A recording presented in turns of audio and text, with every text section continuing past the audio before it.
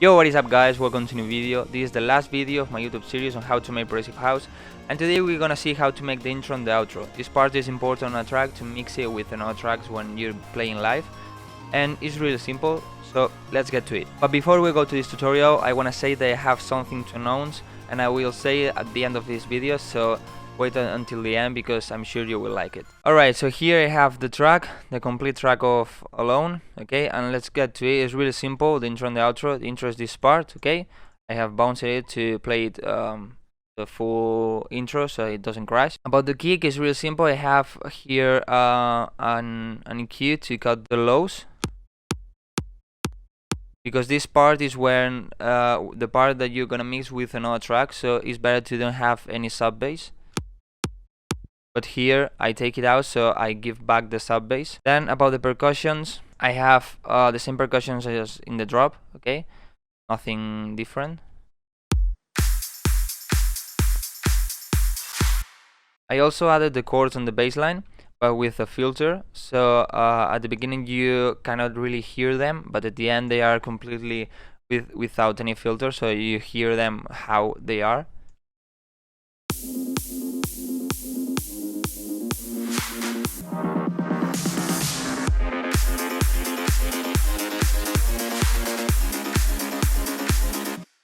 Right, so it's smoother, the transition from the first part of the intro to the final part. Then here I added the sub bass because, as I said, in the first part of the intro in this section I don't want any sub bass, but here I want the complete sub bass, so I decided to put it here.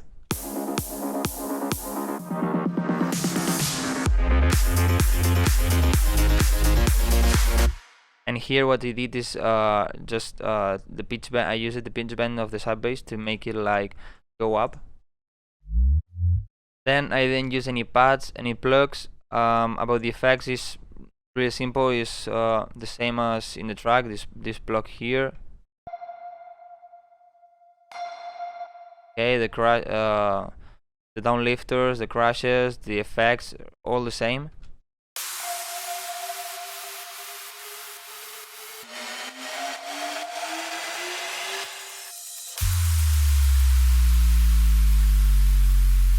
It's really common and really useful to use a sub bass from the intro to the breakdown, okay, in that transition. I use it here. I also use the vocals, okay. I started with the chops. I did.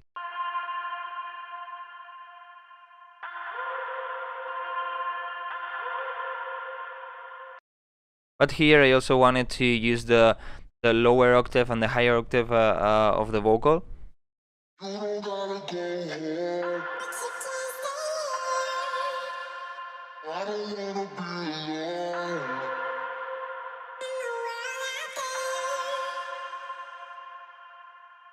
Okay, and that's the intro. I mean, it's not anything hard if you already have the track made, because it's just taking the things you like and put it there, maybe some filters or some volume automation and things like that.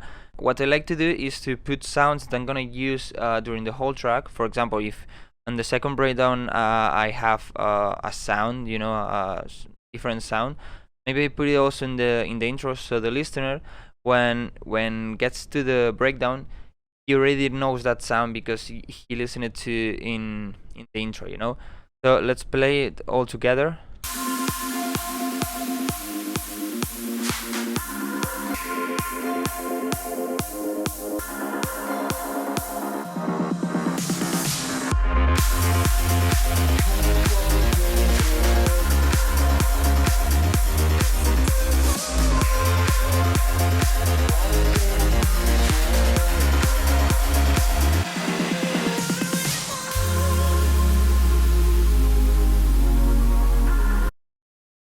And about the outro is exactly the same, well, more or less the same, but the other way, you know. In the intro you go from nothing to everything, and in the outro is the opposite, you know. So for example, in the kick I don't have any cut, and then here I add this filter to cut the sub bass. For example, here I have all the percussions, and then I just have the ride and these random effects.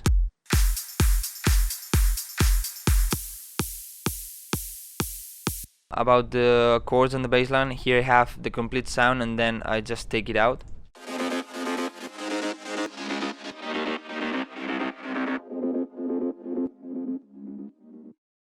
About the side bass is exactly the same. I just have the complete sub bass and then here I doesn't have it.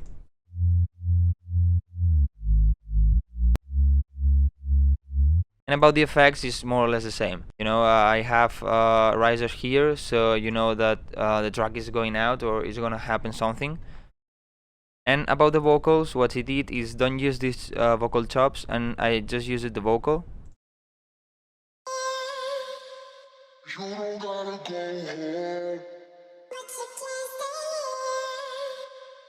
At the end we have this.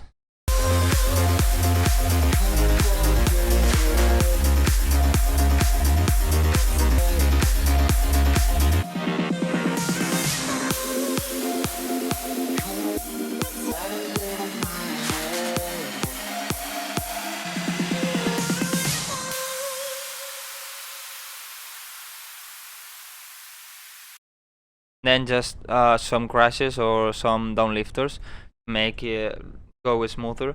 Sometimes I don't use it, and just with the reverb it works well, or things like that. And that's the intro, you know, and the outro is really simple. It's just putting the things you use it on the track. So for that reason is the last thing I do on a track.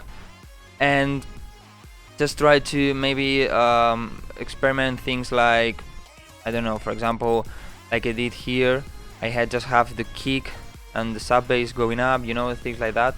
What I said I was going to say now at the end of this video is that I thought to give you for free, of course, the stems of my track alone, because as I said in a previous tutorial about referencing, it's really good to have the stems of tracks to reference, because this way you can compare your leads to another leads, your bassline to another bassline, and so on. So you can compare your leads with mine, and you have like a reference point to know if your leads are sounding good or not. So you can get better, a lot better quality. This worked so well for me. And but I just want to know if you really want them, so give it in the comments if you want these stems. And if before next tutorial, that is next Sunday, we get, for example, let's say 50 likes on this video, I will give for free all the stems of my track alone. You just have it and you can compare, and you can use sounds if you want. I don't recommend you to copy the track, you know, because it's out there everywhere. Just try to get some ideas of what I did with the percussion, with the effects and so on.